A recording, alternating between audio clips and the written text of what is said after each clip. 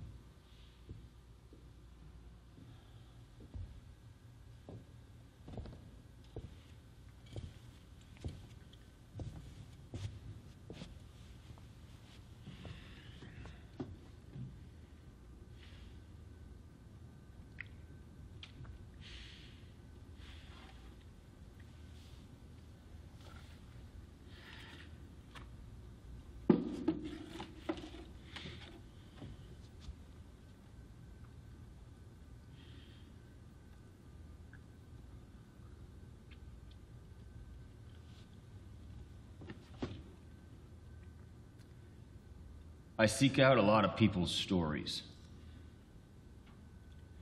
Autobiographies, interviews.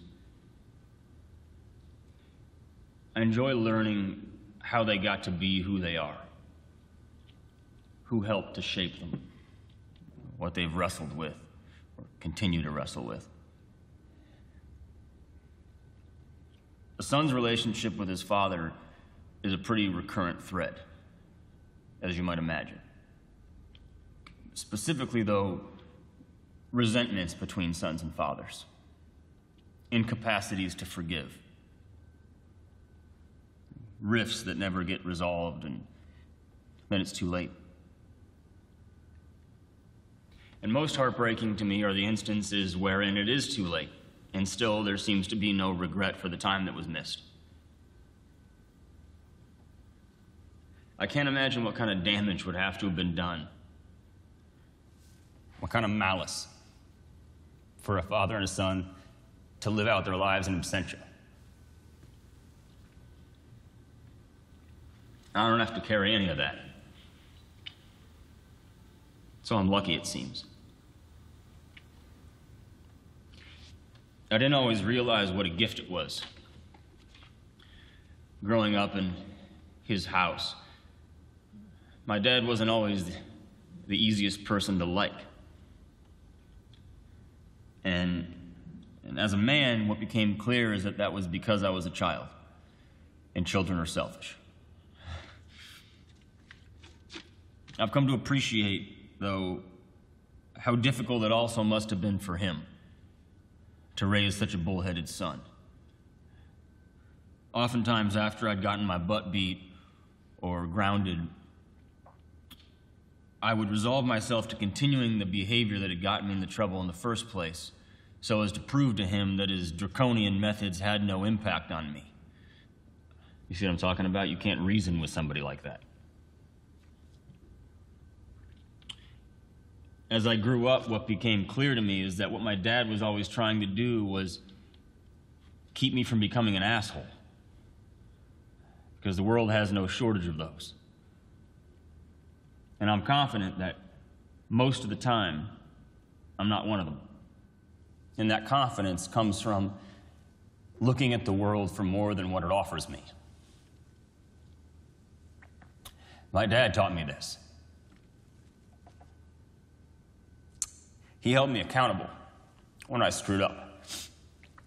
But he also encouraged me, celebrated me.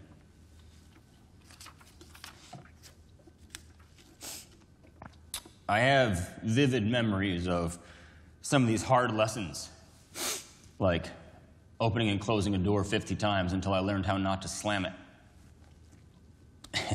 And afterward, I'd be inching toward my room, just teeming with vitriol for my journal.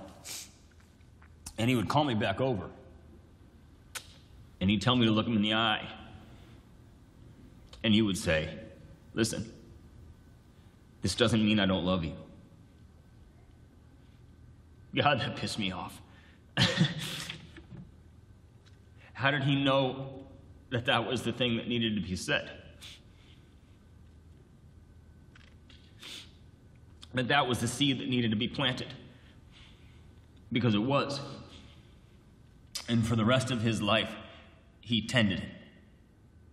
And pardon me as I run with the analogy for a minute, but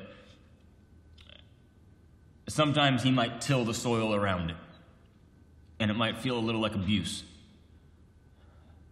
But underneath, these roots were taking hold, and it was growing into this firm, founded thing. And a thing like that is there forever, to lean against. In its absence, people will look for a substitute, but it'll never be that thing.